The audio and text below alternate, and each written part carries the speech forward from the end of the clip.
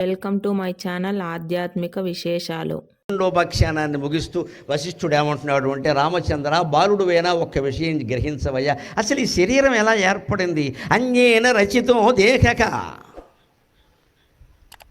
అన్యేన రచితో దేహక యక్షేణ అన్యేన సంశ్రితక, దుఃఖమన్యస్య భోక్త అన్యక, దుఃఖమన్యస్య భోక్త అన్యక, చిత్రేయం మౌర్ఖ్య చక్రిక, చిత్ర ఇయం మౌర్ఖ్య చక్రిక, చిత్రేయం మౌర్ఖ్య చక్రిక. ఇదో మూర్ఖ చక్రమయ్యా జీవితం అనేది, గమనించలేదా రామచంద్ర అన్నాడు. ఇదో మూర్ఖత్వంతో నడుస్తుంది, దేనికి సరైన కారణం కనపడదండి జీవితంలో. మంచికి అన్యాయం జరుగుతుంది, చెడుకు న్యాయం జరుగుతుంది. ఆశ్చర్యకరంగా చూస్తున్నాం ఇక్కడ ప్రపంచంలో. ఇంక నేను మంచిగా ఉండాలని ఎవడికి అనిపిస్తుంది? కానీ దేనికి చెడుకి ఎప్పుడైనా న్యాయం జరిగినా అది తాత్కాలికమని గ్రహించుకుని ఓపిక పట్టాలి. మనం అధర్మం వల్ల కూడా కొందరు మానవులు వృద్ధి పొందుతారు, పదవులు పొందుతారు, పీఠాలు పొందుతారు, శత్రువులను జయిస్తారు. కానీ చివరికి సమూలంగా నాశనం అయిపోతారు, అనుమానమే లేదు అందులో. ఆ సమూలంగా నాశనం అయ్యే వరకు మనం ఓపిక పట్టాలి. కానీ అధర్మంగా ఉన్నవాడికి అంత పెద్ద పీఠం వచ్చింది కదా అని మనం అధర్మాలు మొదలెట్టకూడదు ఇక్కడ. ఇది వ్యాసుడు భారతంలో చెబుతాడు. తతస్సపత్నాం జయతి సమూలస్తు వినశ్యతి అంటాడు. తతో భద్రాణి పశ్యతి. అధర్మం వల్ల కూడా మనిషి వృద్ధి పొందుతాడు, భద్రాణి పశ్యతి, సుఖాలు కూడా పొందుతాడు. అది ఖచ్చితంగా ఏం చెప్పలేం దీన్ని. ఎందుకంటే ఆ కర్మఫలం అలా అలా అలా అలా అలా తిరుగుతూ కాలచక్రంలో రావాలి. దానికి కొంత కాలం పడుతుంది. విష్ణుమూర్తి దగ్గరికి దేవతలందరూ వెళ్ళి రావణాసురుడు విజృంభిస్తున్నాడు, హిరణ్యకశ్యపుడు విజృంభిస్తున్నాడు అన్నప్పుడు ఆయన ఏం చెప్పాడో తెలుసు. Okay, start immediately, ticket book చేయండి అనలేదమ్మా. ఎమర్జెన్సీ కోటా పెట్టి ఏమన్నాడో తెలుసా? వాడి పాపం పండనివ్వండి, అంతవరకు ఓపిక పట్టండి అన్నాడమ్మా భగవంతుడు స్వయంగా. మనం అంతకంటే గొప్పవాళ్ళమా? వాడి పాపం పండనివ్వండి అన్నాడు. రావణాసురుడు విషయం చెబితే వాడికి ఇంకా పాపం పండాలి. వాడు యజ్ఞాలు చేశాడు, యాగాలు చేశాడు, వేదం చదివాడు. ఓ జటాకటాక సంభ్రమ భ్రమం నిలింప నిర్ఝరి అంటూ పెద్ద పెద్ద స్తోత్రాలు రాసి శివుణ్ణి మెప్పించాడు. ఆ పుణ్యం ఏదో వాడిని కాపాడుతోంది. అది అయిపోవాలి కదయ్యా. అయిపోయిన తర్వాత నేను వస్తాను, అది రెండో కృష్ణుడు పాత్ర, మొదటి కృష్ణుడు అప్పుడే వస్తే అలాగా. షణ్ముఖాంజనేయరాజు గారు నాటకంలోకి ఎప్పుడు వచ్చేవాడు? విజయాల సీన్లో వచ్చేవాడే. రావడం మేకప్ దగ్గరికి 10ంటికి వచ్చేవాడు నాటకానికి. 10ంటికి శుభ్రంగా పక్కేసుకుని పడుకునేవాడే, లేబరా అబ్బాయిని. ఆయన 3ంటికి వచ్చేవాడు. మనం ఇక్కడే ఇదే తణుకులో రాజుగారి నాటకం కోసం అక్కడ కింద అవ్వాయి చెప్పులు పెట్టుకుని చూసిన వాళ్ళలో నేను కూడా ఒకనమ్మా. రాజుగారికి నమస్కారం, రాజుగారికి నమస్కారం. తణుకులో భీమవరంలో నాటకాలు అయితే బోడపాడు గ్రామం నుంచి సైకిల్ వేసుకుని వచ్చి అవ్వాయి చెప్పులు తొడుక్కుని వచ్చి కింద చోటు లేక మట్టి అంటుతుందని అవ్వాయి చెప్పులు కింద పెట్టుకుని అక్కడ పైన కూర్చొని ఆంజనేయరాజు గారి నాటకం చూశా. ఇవాళ ఈ పందిరివాళ్ళ సంపత్ వినాయక పందిరివాళ్ళ పెద్ద పోస్టర్ వేసి అందులో నా ఫోటో పైన వేశారు. నా జన్మ ధన్యమైంది అనుకున్నాను. నేను చూశాను, ఆ పోస్టర్ చూశాను, చాలా పెద్దది. మా చిన్నతనంలో చూసి రాజుగారి ఫోటో, ఆచంట వెంకటనాయుడు ఫోటో పక్కన నా ఫోటో పడుతుంది అనుకున్నాను. పైగా వాళ్ళ ఫోటోలకు లేని బిరుదని నాకుంది, పద్మశ్రీ అవార్డు గ్రహీత అని రాశారు. అదొకటి ఉంది కదా. పడుతుందండి, యోగం పడుతుంది, మనం ఆగాలి. రాజుగారు ఉన్నప్పుడు రాజుగారితో దెబ్బలాడితే ఎలాగా? ఆయన గాయకుడు, నేనేదో ప్రవచనకర్తని. ఆయన నటుడు, గాయకుడు, నేను ఆయన రంగం వేరు, నా రంగం వేరు. అది ఆనందించాం. ఈవేళ మనకి యోగం పట్టింది. అంటే జీవితంలో అభివృద్ధి చెందడానికి ఆగాలి, ఓపిక పట్టాలి, సహనం ఉంటే ఖచ్చితంగా పడతాం. అన్యేన రచితో దేహక యక్షేణ అన్యేన సంశ్రిత, దుఃఖమన్యస్య భోక్తాన్యక, చిత్రేయం మౌర్ఖ్య చక్రిక. ఇదో విచిత్రమైన మతి మనస్సు లేని చక్రంలా ఉంటుందా ఇది అయోమయంగా? అన్యేన రచితో దేహక. ఒకసారి ఆలోచిద్దాం గంభీరంగా. ఎవరిని నిందించడం కాదు, తప్పుపడడం కాదు. మనం ఏమైనా అనుకుని పుట్టామా? తల్లిదండ్రుల సంపర్కం వల్ల పుట్టాం. సందర్భం వచ్చింది కాబట్టి చెబుతున్నా, కలియుగంలో జాగ్రత్త పడాల్సిన విషయం. కృతయుగంలో సంపర్కాలు లేవండి, సంస్పర్శ కూడా లేదండి. సంకల్ప మాత్రం చేత సంతానం కలిగేవారు. బ్రహ్మదేవుడికి నారదుడు అలాగే పుట్టాడు. బ్రహ్మదేవుడికి దక్ష ప్రజాపతి, కర్దమ ప్రజాపతి, కశ్యప ప్రజాపతి సహా 10 మంది ప్రజాపతులు అలాగే పుట్టారు. సనక సనందనుడు అలాగే పుట్టారు. విష్ణుమూర్తి వక్షస్థలం నుంచి మన్మధుడు అలాగే పుట్టాడు. మనస్సంకల్పం. కృతయుగంలో సంకల్పం వల్లనే సంతానం కలిగేవారు. త్రేతాయుగం దగ్గరికి వచ్చి కొంచెం మారింది వాతావరణం. సంకల్పం కాదు, సంస్పర్శ, ముట్టుకుంటే చాలు. స్త్రీని పురుషుడు ముట్టుకుంటే చాలు సంతానం కలిగేవారు, వేరే అక్కర్లేదు. తేజస్సు ప్రవహించేది చేతి ద్వారా, చాలంతే. భౌతిక సంభోగం కోసం వారు ప్రయత్నాలు చేయాలి. త్రేతాయుగంలో పుట్టుకలు అలాగే ఉంటాయి, సంస్పర్శ. అక్కడ సంకల్పం కృతయుగంలో, త్రేతాయుగంలో సంస్పర్శ. ద్వాపర యుగం చివరకు వచ్చేసరికి ఈ సంపర్కం వచ్చి పడింది. కలియుగంలో మన కర్మ ఏమిటంటే సంపర్కం వల్ల కూడా కలగట్లేదు, సరోగసి వల్ల కలుగుతున్నారు. సాఫల్య కేంద్రం. ఇప్పుడు అది కూడా పనిచేయట్లేదు. ఎందుకు వచ్చిందండి ఈ స్థితి? యుగ పరిణామం అంటే ఇంతే. దానికి మన ఊరికే కంగారు పడి బాధపడి ఇంకా కడుపునో కాయలు ఈ ఏదో వ్యాఖ్యానాలు చేయొద్దు. చింత చెట్టు కోసే కాయలు కోసుకో వెళ్ళి. కొత్త దంపతులు కనపడగానే 2 ఏళ్ళు 3 ఏళ్ళు దాటగానే మాట్లాడకూడదన్న మాట. వాళ్ళు చాలా బాధపడిపోతారు. ఇవాళ ఆడవాళ్ళు అయితే బయటికి రాలేకపోతున్నారు అసలు. దాని గురించి ఇంకా చెట్టుకు మొక్కి పొట్టకు మొక్కి నానా గొడవలు చేసి ఏమిటండి ఇది ఎదవ సంతానం లేకపోతే ఏమైతే ఇది మాకు అక్కర్లేదని చెప్పాలి. అసలు సంతానం లేదు అంటే అర్థం ఏంటో తెలుసా? మనం ఎవరికి బాకీ లేం, మనకెవరో బాకీ లేరు, కాబట్టి సంతానం లేదు లెక్క. అయిపోయింది అంతే. బాకీ ఉంటేనే సంతానం కలుగుతుంది. శాస్త్రమే చెప్పింది, రుణానుబంధ రూపేణ పశుపత్ని సుతాలయాక. పెళ్ళవలేదు, సంతానం కలగలేదు అంటే ఎవరికి రుణం లేవు, మనకి ఎవరో రుణం లేరు, కాబట్టి అవ్వలేదు, సంతానము కలగలేదు. మిగిలిన జీవితాన్ని ఆధ్యాత్మిక రంగంలోకి మలుచుకో, ఆత్మధ్యానం చేసుకో, హాయిగా బతుకో. మనం ఎంతసేపు నలుగురితో పోల్చుకుంటూ మా తోడి వాళ్ళందరికీ అయిపోయింది, వాళ్ళ తోడి వాళ్ళందరికీ చాలా రోగాలు వచ్చాయి, నీకు రాలేదు. తోడి వాళ్ళకి అయిపోతే నీకు అయిపోవాలా? ఇదో కామెంట్ అండి.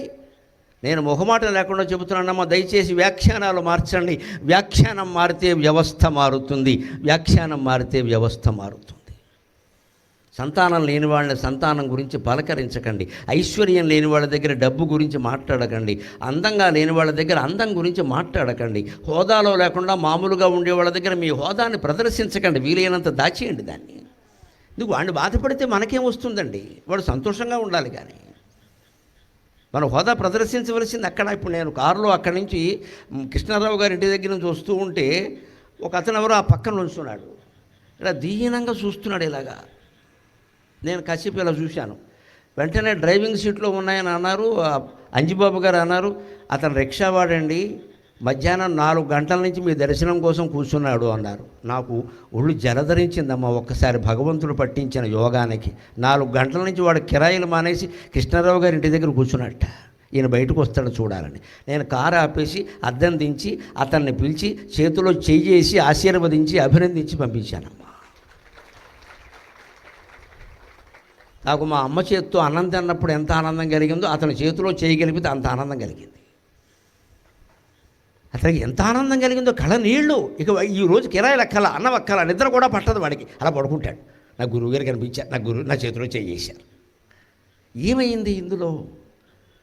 వీళ్ళందరినీ పట్టించుకుంటే మనం ఎక్కడ అంటే ఏమైపోతుంది? ఇక్కడ పట్టించుకోకుండా వెళ్ళిపోయే సందర్భాలు ఉంటాయండి. అప్పుడు వెళ్ళిపోతాం. అక్కడ అవకాశం ఉంది, కాస్త టైం ఉంది ఇంకాను. అతను అక్కడ నుంచున్న పైగా 4 గంటల నుంచి నుంచున్నట్ట. నేను బయలుదేరింది 6ంటికి. 2 గంటలు నుంచోవడం నా కోసం ఒక ప్రాణి. మహానుభావుడైన మహానుభావులకి రామకృష్ణాదులకు పట్టిన యోగం ఈవేళ మాకు పట్టింది. ఎంత అదృష్టం అండి, ఎంత అదృష్టం అండి ఇది. దీన్ని నిలబెట్టుకుంటే చాలమ్మా, ఇంకేం అక్కర్లేదు, ఇంక మెరకెక్కర్లేదు. దీనిలో నిలబెట్టుకుంటే చాలు. ఒక బడుగు జీవికి ఆ చర్య ద్వారా, స్పర్శ ద్వారా మనం అంత ఆనందం కలిగించగలుగుతుంటే అది ఎంత ఐశ్వర్యం వల్లైనా కలుగుతుందా? ఎన్ని పదవుల వల్లైనా కలుగుతుందా? ఎన్ని భోగాల వల్లైనా కలుగుతుందా? ఈ ఒక్క మాట అర్థం చేసుకుంటే సమాజంలో అన్ని వర్గాల వారు సామరస్యంతో ఉంటారు కదండి. ఎప్పుడు ఓపిక పడితే అత్యున్నత స్థానాలు మన కోసం వేచి చూస్తున్నాయండి. ఆ ఓపిక లేకపోతే అలాగా. అది ఓపిక పట్టాలి అంటే ఈ దేహ నిర్మాణం గురించి తెలియాలి. అందుకని ఎవరో తల్లిదండ్రులు అనుకున్నారు, మనం పుట్టాం, మనం ఏమైనా సంకల్పించారా? వాళ్ళు ఏమన్నా అన్యేన రచితో దేహక యక్షేణ అన్యేన సంశ్రిత. అదేదో చలచలనై పెదపెదనై కలకలనై గలము గళముకుతో కరడు గట్టి గళనాళంబ ఆయన లోపల ఏర్పడుతుంటే ఓ ప్రాణశక్తి అందులో చేరింది, జీవశక్తి. యక్షేణ అన్యేన సంశ్రిత, ఓ ప్రాణం అందులో చేరింది, ఓ జీవుడు ఏర్పడ్డాడు. దుఃఖం అన్యస్య భోక్త అన్య. ఏదో కష్టమో సుఖమో వచ్చి పడింది, భోక్త వేరే ఎవరో అనుభవించేవాడు, నేను అనుకుంటున్నావు. ఇక్కడ నేను అనుకోకపోతే ఈ దుఃఖం ఎక్కడి నుంచైనా ఉందా? శారీరక అనారోగ్యాలు వేరండి, అవి మనం అనుభవించక తప్పదు. కాస్త జాగ్రత్తగా అర్థం చేసుకోండి. నేను మొండిగా మాట్లాడడం లేదు. మానసిక వ్యాధి ఎంత గొప్పదైనా మనం నిర్మూలించుకోవచ్చండి. శారీరక వ్యాధులు నిర్మూలించడం డాక్టర్ దగ్గరికి వెళ్ళాల్సిందే. శరీరంలో ఒక అవకరం వచ్చింది, డాక్టర్లు వైద్యం చేయే నాకు లేదు లేదు నా కాలు విరగలేదు అనుకుంటే కుదరదు. విరిగింది అక్కడ. జైపూర్ గారికి ఆర్డర్ పెట్టాం, నువ్వెలా కుదురుతుంది? కానీ ఎంత దుఃఖం మానసికంగా వచ్చినా సరే ఇది నా దుఃఖం కాదు, నేను అనుభవించాల్సిన అవసరం లేదు, ఇందుకు నేను కారణం కాదు అని నమశివాయ నమశివాయ నమశివాయ అని పంచాక్షరి జపంలో పడితే ఆ దుఃఖం 5 నిమిషాల్లో దూరమైపోతుందమ్మా, అనుమానమే లేదు ఇక్కడ. అందుకే మన భాషలో గమనించండి, మనోవ్యాధికి మందు లేదు అంటారు. మందు లేదంటే లేదని కాదు, ఇతరులు వేసే మందు లేదు, నువ్వే వేసుకోవాలని అర్థం. అసలు లేకుండా ఉండదండి.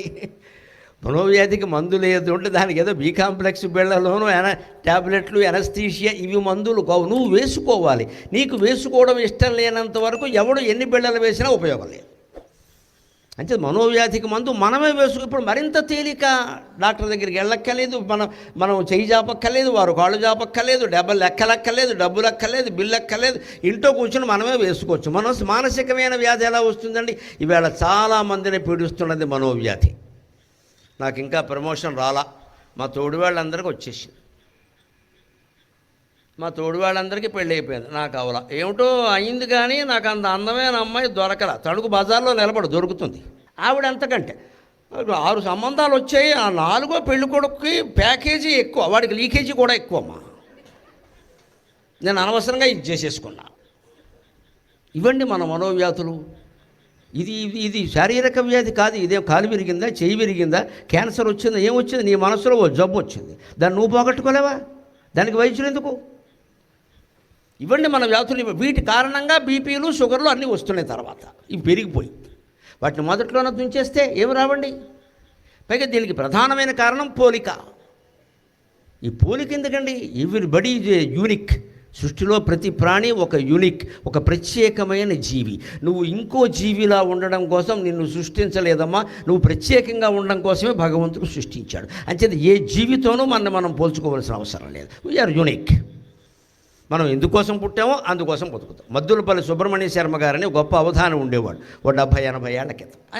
ఆయన అవధానాలు ఏవో ఆయన చేసేవాడు. ఆయన ఒక అవధానంలో ఏమండి ఇప్పుడు తిరుపతి వెంకట కవులు లాంటి వాళ్ళు ఇలాంటి పెద్దవాళ్ళు ఏదో అవధానాలు చేశారు, ఇంకా చాలామంది ఇప్పుడు చేస్తున్నారు. ఇంత గొప్ప యుగంలో మీరు పుట్టారు, మీకు వారందరూ పోటీ కదా, మీ పోటీకి తట్టుకోగలరా అని అడిగాడు ఆయన ప్రశ్న.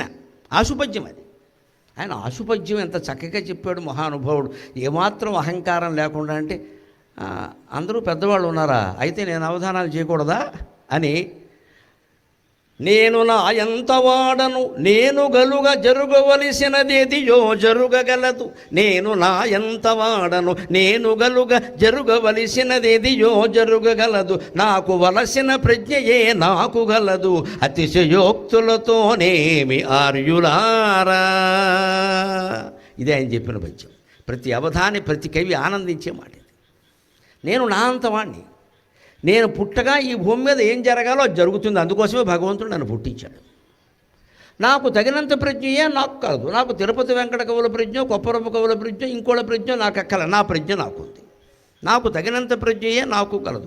అతిశయోక్తులతోనేమి ఆర్యులారా. ఇంక వేరే గొప్ప మాటలు రమ్మను ఎవడున్నాడో అని కాళ్ళు చాపాల్సిన అవసరం నాకేం లేదు ఇక్కడ. నేనే గొప్ప అవధానని, నేనే ఇన్ని చేశాను, నన్ను మించిన వాళ్ళు లేడు, ఈ సవాళ్ళన్నీ అవసరం లేదు. నా అవధానం కావలసిన వాడు పెట్టించుకుంటాను, నేను చేస్తాను. నాకు తగినంత ప్రజ్ఞ నాకుంది. నేను ఈ భూమి మీద పుట్టాను అంటే ఏం జరగాలో అది జరగడం కోసమే భగవంతుడు పుట్టించాడు కదా అని మద్దులపల్లి సుబ్రహ్మణ్య శాస్త్రి గారు లాంటి మంచి అవధాని వినయంగా చెప్పాడు. ఆయన హాయిగా బతికాడు, అవధానాలు చేశాడు. ఇలా గర్వం లేకుండా మనం ఉండొచ్చే. ప్రతిదానికి మన గురించి మాట్లాడతాం. ఇక్కడ మనం మించిన వాళ్ళు లేడు. ఇంతకు ముందు ఉన్నారు, తర్వాత ఉన్నారు, మన మధ్యలో వచ్చారు. ఇక్కడ ఈ అహంకారం మన మనోవ్యాధికి కారణమవుతుంది. అసూయ మరో కారణమవుతుంది. కోపం మరో కారణమవుతుంది. ఇవే కదా, ఇవన్నీ మనలోంచి తొలగించుకోవడం మన చేతుల్లో ఉందండి. అంచేది అన్యేన రచితో దేహక యక్షేణాన్యేన సంస్కృతక దుఃఖమన్యస్య. అసలు అనుభవిస్తున్న దుఃఖం మనది కాదు, ఎవరిదో. కొడుకు గురించో, కోళ్ల గురించో, కూతురు గురించో, అల్లుడు గురించో, పక్కింటి వాళ్ళ గురించో, అన్నగారి గురించో, వదిన గారి గురించో, ఆడపడుచు గురించో, ఇంకోళ్ళ గురించో మనం అనుభవిస్తూ ఉంటాం. ఇక్కడ వారి దుఃఖం మనదని కుదరదండి. వారి సుఖాలు వారివి, వారి దుఃఖాలు వారివి. ఎంతవరకు ఏం చేయగలవో అంతే. వారు సుఖంగా ఉన్నారు, వెంటనే ఫోన్ చేసి శుభాకాంక్షలు చెప్పు, అయిపోయింది. వారు దుఃఖంలో ఉన్నారు, ఫోన్ చేసి ఓదార్చు, అయిపోయింది. గొడవ లేదు. రెండింటికి ఫోన్ ఉంది, మనం వెళ్ళక్కర్లేదు కూడా. ఇది జరుగుతూనే ఉంటాయమ్మా, కంగారు పడకు అని చెప్పేసి. లేదు ఏదో శుభవార్త వచ్చింది, మంచిది, వెంటనే ఫోన్ చేసి అభినందించే. నేను ఎందుకు చేయాలి, వాళ్ళు ఎప్పుడూ నాకు చేయాలి, ఈ సాగతీయ తొద్దు. ఇక్కడ వాళ్ళు చేయకపోయినా నువ్వు చేయొచ్చు. ఇందువల్ల గొడవలు అవుతావు. నేను ఎందుకు చేయాలి, నా పుట్టినరోజుకు వాళ్ళు చేశారు, ఈ లెక్కలన్నీ అవసరమా? మన పుట్టినరోజుకు వాళ్ళు చేయకపోవచ్చు, మనకి చేయాలి, చేసి సహృదయం పెరుగుతుంది. అయ్యో మనం చేయకపోయినా వాళ్ళు చేశారు అని ఇక నుంచైనా చేస్తారు కదా. ఈ పంతాలు పట్టుదలకపోతే ఎక్కడికి మిగులుతామండి? ఇప్పుడు దుఃఖం ఎవరిదే, అనుభవిస్తున్నది ఎవరు చూడండి. ఆ దుఃఖం మన దగ్గరికి వచ్చినా అనుభవించకుండా ఉండాల్సిన నిరహంకారం, నిరాడంబరం అనేటువంటి కవచం మన దగ్గర ఉండి కూడా ఆ కవచం తొడుక్కోవడం మానేసి మనం ఈ అహంకారాన్ని ప్రదర్శిస్తున్నాం. నేను ఎందుకు చేయాలే అంటూ. మరి దుఃఖం ఎందువల్ల వచ్చింది? దుఃఖం అన్యస్య భోక్త అన్య. ఎక్కడ తేడా చెప్పాడు వశిష్ఠుడు. అది వేరే వాళ్ళ దుఃఖం నువ్వు తెచ్చిపెట్టుకున్నావు. చిత్రేయం మౌర్ఖ్య చక్కెరిక, ఇదో పెద్ద మూర్ఖ చక్కెరలా ఉందయ్యా, దీని నుంచి నువ్వు విడుదల కాలేవా అన్నాడు వశిష్ఠుడు. ఇక్కడ ఇంకో గమ్మత్తైన కథ చెప్పాడు, ఇప్పుడు చెప్పుకుందాం 2 నిమిషాల్లో. దాన్ని వశిష్ఠుడు రామచంద్రునికి బోధ చేసే ముందు భుషుణుడు దగ్గర బోధ పొందాడు, బ్రహ్మదేవుడి దగ్గర బోధ పొందాడు, శివుడు దగ్గర కూడా కొంత బోధ పొందాడు. ఆ జ్ఞానాన్నే రామచంద్రుడికి చెప్పాడు. రాముడు, బాలరాముడు ఊరికే వింటూ కూర్చోలా, ప్రశ్న వేశాడు ఒకటి. త్రిమూర్తులు ఉంటారు కదండి, శివుడు, బ్రహ్మ, విష్ణువును, దేవేంద్రాదులు ఉంటారు కదా. వీళ్లలో ఉండే ఆత్మ, మానవుల్లో ఉండే ఆత్మ ఒకటేనా, తేడా ఉందా? మానవాత్మ, దేవాత్మ, రాక్షసాత్మ, యక్షాత్మ, కిన్నెరాత్మ, కింపురుషాత్మ. ఆ మాట మానవుల్లో కూడా మళ్ళీ పురుషాత్మ, స్త్రీ ఆత్మ, స్త్రీ పురుషులు కానివాడి ఆత్మ, ఇన్ని భేదాలు ఉంటాయా అంటే ఉండవయ్యా. ఆ మాట నేను చెప్పడం కాదు, నాకు శివుడు ఎలా చెప్పాడో నేను చెబుతాను అన్నాడు. వశిష్ఠుడు శివుడు గురించి తపస్సు చేశాడు. ఎందుకంటే ప్రత్యక్ష దర్శనం కోసం, అంతకంటే. ఎందుకంటే కొన్ని సందేహాలు ఉన్నాయి. మన యోగ్యత అంతవరకు మనకేమైనా ధర్మ సందేహాలు ఉంటే కనిపించే పండితులను అడుగుతాం. వశిష్ఠుని యోగ్యత ఏమిటంటే పరమేశ్వరుని అడుగుతాడు డైరుగా, వేరే వాళ్ళని అడగడు, పరమశివుడిని అడగాలి. ఆయన ఏదో పవర్ పాయింట్ ప్రజెంటేషన్ చేసినంత తేలిగ్గా తపస్సు చేసి శివుడు కనపడగానే నాకు కొన్ని సందేహాలు ఉన్నాయి నువ్వు చెప్పాడు, తప్పకుండానో అడగమన్నాడు ఆయన. ఎవడికి పడుతుంది అదృష్టం? వశిష్ఠుడు. శివుడు అక్కడ కూర్చున్నాడు. అప్పుడు ఆయన అడిగాడు, నీలో ఉండే ఆత్మ, నాలో ఉండే ఆత్మ, భూలోకంలో ఉండే మానవుల్లో ఉండే ఆత్మ అంతా ఒకటేనంటే అక్కడ ఆపేసేమేవయ్యా అన్నాడు శివుడు.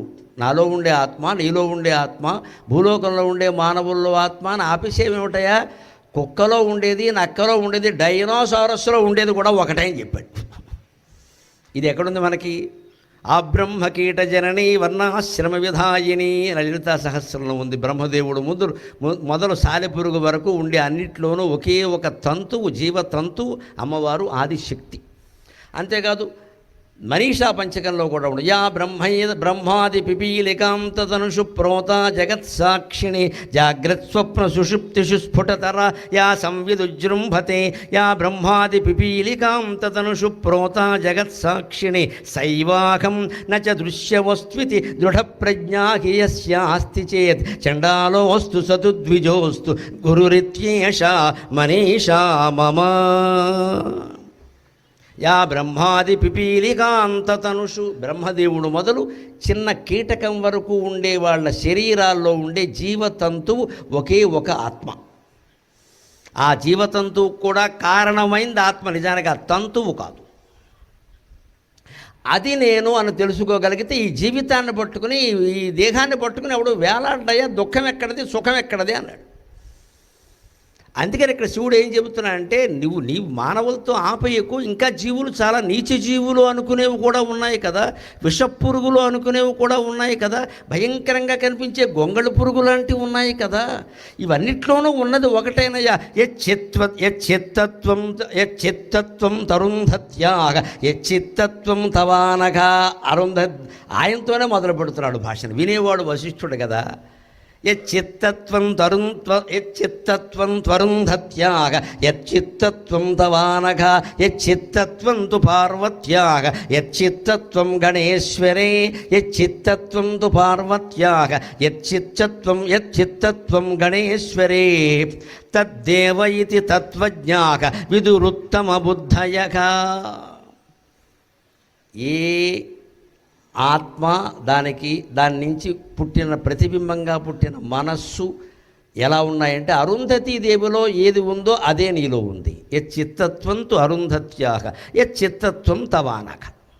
ఇక్కడ ఆత్మకు బదులు చిత్తం అని వాడడంలో ఒక పారిభాషికమైన సౌకర్యం ఉంది, అందుకోసం వాడాడు బోధక ఉపయోగంగా. ఆత్మ వేరు, మనస్సు వేరు.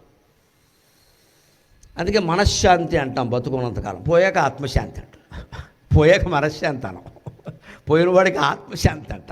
బతుకున్నంతకాలం ఏమంటారు, ఎప్పుడో మనశ్శాంతి లేదంటాడు, ఆత్మశాంతి లేదంటే ఇప్పుడు ఎందుకు ఉంటుంది, వస్తుందని చెబుతారు. మహాకవి శ్రీశ్రీని ఓ ప్రశ్న అడిగారు, అర్జెంటుగా గొప్పవాడు కావాలంటే ఏం చేయాలి అని, అర్జెంటుగా మంచివాడు అనిపించుకోవాలంటే ఏం చేయాలని, తక్షణం చచ్చిపో అందరూ నిన్ను మంచివాడు అంటారు అన్నాడు. బ్రహ్మాండంగా చెప్తాడు ఆయన జవాబు. తక్షణం చచ్చిపో అందరూ నేను మంచివాడు అంటారు. మన తెలుగు వాళ్ళకున్న గొప్ప లక్షణం అది. మంచో చెడ్డో అనవసరం, కానీ బతుకున్నంతకాలం వాడిని తిట్టడం, పోగానే పొగడ్డం తెలుగు వాళ్ళకున్నంతగా ఎవరికి లేదండి.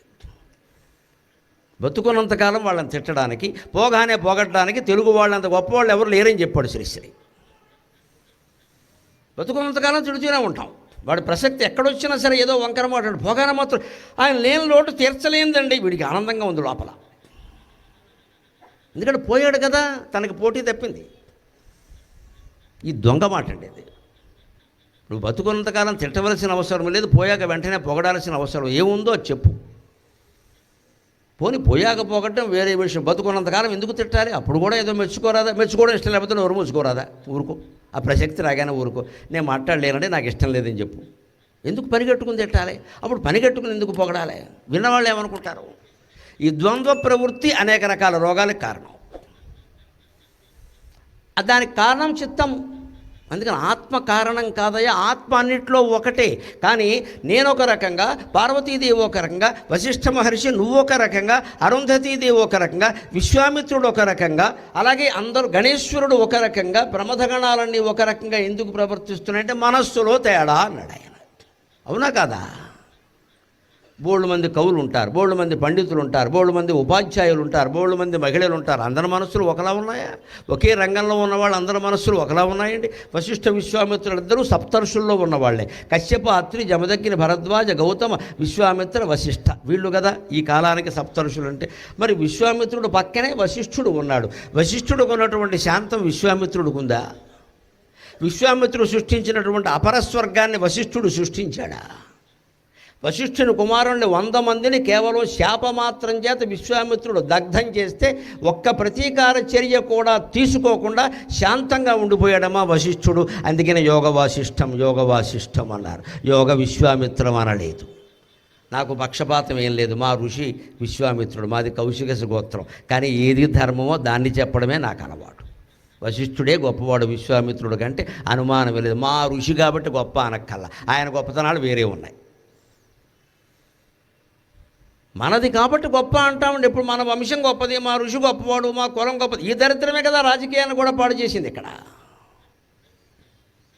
మన కులం కాబట్టి గొప్పదంతే. మన కులంలో ఎంత తప్పు చేసినా సరే మనం సమర్థిస్తూ ఎందుకంటే మనం సమర్థించుకోకపోతే ఎలాగండి? వాళ్ళు ఇదేనమ్మా మొత్తం కక్షరికి కారణం. నీవాడు పరాయివాడు అని ఆలోచిస్తావేటయ్యా, ధర్మం అని ఆలోచించకుండా.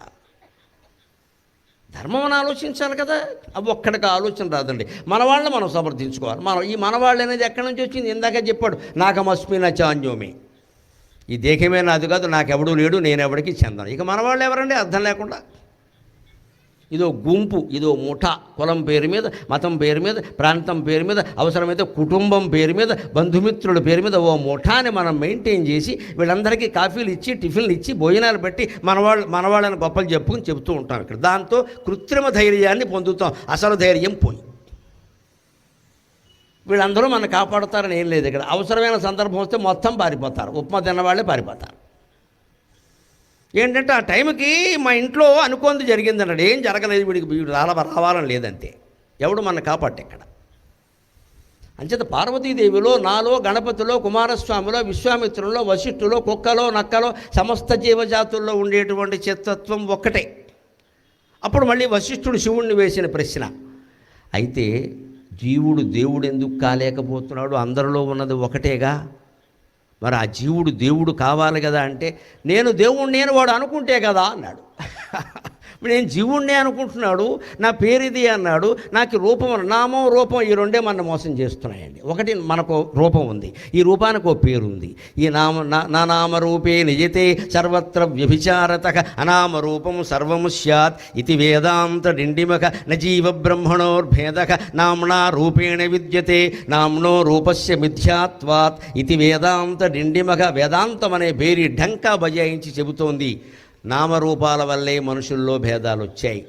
నీ రూపము నీది కాదు, నువ్వు పెట్టుకున్న పేరు నీది కాదు. ఈ రెండు పక్కన పెడితే ఏ మానవుడితోనైనా కలవడానికి నీకు ఎటువంటి అభ్యంతరం ఉండవలసిన అవసరం లేదు. సమసమాజం, సర్వసమానత్వం అక్కడ ఏర్పడుతుంది. వాళ్ళ పిల్లని మనం చేసుకోక్కర్లేదమ్మా, మన పిల్లని వాళ్ళకి ఇవ్వక్కల్లా. భుజం మీద చెయ్యేసి పలకరించలేమా అండి అన్ని కులాల వాళ్ళని? ప్రమాదం ఏదైనా ఉందా? ఆ ధోరణి ఎందుకు రాదండి మనుషుల్లో? వాడిని అలా నిలబెట్టి మాట్లాడు, వాడిని దూరంగా పెట్టి మాట్లాడు, వాళ్ళతో స్నేహం చేయొద్దని నీకు చెప్పాను కదా. ఈ వంకర మాటలు ఎందుకు వస్తున్నాయండి 21వ శతాబ్దంలో? మనిషి చంద్రయానం చేస్తున్న రోజుల్లో మన మనస్సులు మార్చుకోవాలమ్మా, విశాలంగా మారాలి, విశాలంగా మారాలి. వాడిని మెడ మీద ఎక్కించుకోమని, వాడి మెడ మీద మిమ్మల్ని ఎక్కమని నేను చెప్పట్లా. భుజం మీద చేసి మాట్లాడలేరా? అన్నం తిన్నావా అని అడగలేరా? ఇంట్లో పని మనిషిని కానీ, వాచ్మెన్ని కానీ, డ్రైవర్ని కానీ ఎవరినైనా? అంత మాత్రానికి వాళ్ళు నోచుకోలేదా? మనం కారు దిగి వెళ్ళిపోతుంటే డ్రైవర్కో 100, 150 ఇచ్చి భోజనం చేయవయ్యా అని అనలేమా? అసలు భోజనం చేసేవా అని అడగలేరా ఒక్క మాట? చేస్తాడో, మనం అలా పట్టించుకుంటే ఇంకా బలిసిపోతారు. ఎన్ని మాటలు వస్తాయనండి, బలిసిపోతారట. మనం ఇప్పటికే బలిసిపోయాం కదా, చాలా, వాళ్ళకంటే చాలా చాలా బలిసిపోయాం మనం. ఆ బడుగు బలహీన వర్గాల వారిని కూడా భగవంతుడుగా భావించి ప్రేమించడమే హిందుత్వం, అదే యోగ వాసిష్టం, అదే ధర్మం. జీవుడు దేవుడు అవుతాడండి. మనకు ఆధారం ఏమిటో తెలుసా? నాగలింగ పుష్పాలను చూడండి మీరు, ప్రకృతిలో విచిత్రం. భగవంతుడు చెబుతున్నాడు, నువ్వు అవుతావు, నువ్వు అవుతావు, ఇదైందిగా. నాగలింగ పుష్పం ఎంత అద్భుతం అండి. చుట్టూ ఇలా కేసరాలు ఉంటాయి, పానవట్టంలా ఉంటాయి, కింద పానవట్టంలా ఉంటుంది, మధ్యలో శివలింగంలా ఉంటుంది, పైన ఇలా పడగ విప్పినట్టుగా కేసరాలు ఉంటాయి. ఏమి సహజమైన నిర్మాణం అది. ప్రకృతిలో అది ఎందుకు జరిగిందండి? ఆ పువ్వు పుట్టుకలోనే తాను శివుడు కావాలి, తాను శివుడు కావాలి, తాను శివుడు కావాలని ఆ పుష్పజాతి మొత్తం భావించిందమ్మా. యద్భావం తద్భవతి. అందుకని నాగలింగ పుష్పం అయింది అది. లేకపోతే అంత అందమైన పువ్వు ఏమిటండి? అలాగే ఇంకా విచిత్రం, మీరు చూశారో లేదో, నా దగ్గర ఇప్పటికీ ఫైల్ చేసి పెట్టాను నేను. ఆఫ్రికా దేశంలో ఒక తోట ఉంది. అక్కడ చెట్లకు కాసే పువ్వులన్నీ చిలకల ఆకారంలో ఉంటాయి. చిలక ఆకారం, రంగు కాదు, ఎర్ర రంగులో ఉంటాయి. చిలకే ముక్కు, నోరు, కళ్ళు, తోక, రెక్కలు అన్నీ మొత్తం చిలక. ఇంత పెద్ద పువ్వు. ఆంధ్రజ్యోతి పత్రికలో వస్తే నేను కట్ చేసి దాచిపెట్టా. ఏడాదికి ఒకసారి ఆ ఫైల్ చేసి చూసుకుంటా, భగవల్లీలు అంటే ఇదే కదా అని. ఈ మధ్యన ఇంకోటి చూశాను, అదే పత్రికలో మళ్ళీ వచ్చింది. కోతి ఆకారంలో ఉన్నాయి పువ్వులు అరేబియా దగ్గర. అరేబియన్ సముద్ర తీరంలో ఉన్న ఒక తోట కోతి ఆకారంలో. ప్రతి పువ్వు కొండముచ్చే, ప్రతి పువ్వు పండుకోతే. ఇంత పొడుగుని ఇలా మొహం వేసుకుని. అసలు మనం నమ్మం. నా దగ్గర కటింగ్స్ ఉన్నాయి, పేపర్ కటింగ్స్ చేసి పెట్టాను నేను. నాకు చాలా విచిత్రం, ఎందుకంటే భగవల్లీల అద్వైతాన్ని గ్రహించడానికి ఇంతకంటే ఉదాహరణ లేదండి. ఈ మధ్యన వచ్చినవి అవి కోతి పూలు, చిలక పూలు. మనకు ప్రత్యక్ష నిదర్శనం నాగలింగ పూలు. కౌరవ పాండవ పుష్పం అని ఇంకోటి ఉంది. చుట్టూ కేసరాలు ఒక 100 ఉంటాయి, మధ్యలో 5 ఉంటాయి. కౌరవులు పాండవుల పూలని పేరెట్టారు తెలుగు వాళ్ళ దానికి. అదో విచిత్రం. పోనీ అదేదో సంఖ్యను బట్టి నువ్వు పెట్టేవేమో అనుకోవచ్చు. నాగలింగ పుష్పం ఎప్పటికీ విచిత్రం అండి, ఎప్పటికీ విచిత్రం. ఖచ్చితంగా మధ్యలో దద్దు శివలింగంలాగే ఉంటుంది అది. దాని చుట్టూ ఉన్నది పానవట్టంలాగే ఉంటుంది. పైన ఇలా పాము పడగ విప్పినట్టే ఉంటుంది. దీనిళ్ళు బంగారంగానే ఎన్ని జన్మలు తపస్సు చేసిందో అలా అవడానికి. ఒక తోటలో ఆ పువ్వును చూడగానే నేను కవిని కదా, నేను అవధానిని కదా, నాకు పద్యం వచ్చింది వెంటనే. దేవునర్చించి అర్చించి జీవి దేవుడగుట భ్రమర కీటన్యాయమని ప్రసిద్ధి. దేవునర్చించి అర్చించి జీవి దేవుడగుట భ్రమర కీటన్యాయమని ప్రసిద్ధి. పూలు శివలింగమందున వ్రాలి వ్రాలి పూలు శివలింగమందున వ్రాలి వ్రాలి నాగలింగములగు శివన్యాయమిద్దీ. మనకి వేదాంతాన్ని అర్థం చేయించడానికి వేదాంత గ్రంథంలో ఒక మాట చెబుతారు. సంస్కృతంలో న్యాయాలు అని ఉంటాయి. న్యాయం అంటే విధానం, ఒక ప్రొసీజర్ అని అర్థం. దానికి మన లాలో ఉండే న్యాయం కాదు, ఒక ప్రొసీజర్, ఒక విధానం. తినతండుల న్యాయము అంటారు. అంటే నువ్వులు బియ్యము కలిపి ఆరబెడతారు. చిమ్మిలు చేసేటప్పుడు చనివిడు ఇలాంటి సందర్భాల్లో కొన్ని ఆరబెడతారు కదా, నువ్వులు బియ్యం. అప్పుడు నువ్వులు నల్లగా ఉంటాయి, బియ్యం తెల్లగా ఉంటాయి. కొందరు జుట్టు కాస్త 60 ఏళ్ళు దాటాక ఆడవాళ్ళ జుట్టు ఎలా ఉంటుందంటే తినతండుల న్యాయంగా ఉంటుంది. కొంత తెలుపు కొంత నలుపు. అది అందంగా ఉంటుంది, దానికి రంగు వేయకూడదు, అది శాపం. అలాగే ఉండాలి. ఆ తెలుపు తెలుపులాగే ఉండాలి, నలుపు నలుపులాగే ఉండాలి. నలుపు మధ్యలోంచి తెలుపు, తెలుపు మధ్యలో నలుపు కనపడితే ఎంత అందంగా ఉంటుంది అంటే శ్రీనాథుడు వర్ణిస్తాడు కాశీఖండంలో. తిలతండుల న్యాయం అంటాడు. అంటే బియ్యము నువ్వులు కలిపి ఒక చాటలో ఆరబోస్తే డాబా మీద పెడితే ఎంత అందంగా ఉంటుందో ఆవిడ జుట్టు అంత అందంగా ఉంది. దానికి ఎందుకంటే రంగేస్తారు దిక్కుమాలిన సంత. ఇప్పుడు కనిపిస్తే ఏమైంది? ఈ రంగులు వేసి మనం బతుకును పాడు చేసుకుంటాం. ఆ తెలుపు నలుపులో ఉండే అందాన్ని చూడాలి కానీ రంగేసి మాయ చేస్తారేమిటి? జీవితం కృత్రిమం అయిపోలేదా? అలాగా భ్రమరకీట న్యాయం ఉంటుంది. తుమ్మెద ఏదో దానికి దొరికిన పురుగు ఒకటి తెచ్చుకుంటూ అది తుమ్మెద అనుకుంటుంది భ్రమపడి. దాని పేరే భ్రమరం కదా, భ్రమలో పడుతుంది. పడి దాన్ని గూట్లో పెట్టి దాని చుట్టూ జీ జీ జీ జీ అని జంకారం చేస్తూ తిరుగుతుందట ఒక 10 రోజుల పాటు. విచిత్రంగా ఆ పురుగు తుమ్మెదగా మారి, అది వేరే జాతి పురుగు, అది మరీ తుమ్మెదగా మారి దీనిలాగా జంకారం చేయడం మొదలెట్టిందిట. అనుకరణ అనుకరణ అనుకరణ. అలాగే మనం కూడా నిరంతరం నమశివాయ నమశివాయ నమశివాయ నమశివాయ నమశివాయ అనే నామస్మరణ మానకుండా ఉంటే ఏ చిత్తం పార్వతీదేవిలో ఉందో, ఏ చిత్తం ఇక్కడ సంపద్ వినాయకుల్లో ఉందో, ఏ చిత్తం పరమేశ్వరుల్లో ఉందో ఆ చిత్తం ఇక్కడ ఉన్న సభాసోదులందరిలో ప్రవేశించి అందరూ దేవుళ్ళు అవుతారండి, అందరూ దైవత్వం పొందుతారండి. అందరం కైలాసంలో ఉంటాం. ఇంట్లోనే కైలాసంలో ఉన్నంత హాయిగా ఉంటాం. ఇది నాగలింగ పుష్పాలను చూసి మనం నేర్చుకోవాలి వెంటనే. ఎక్కడ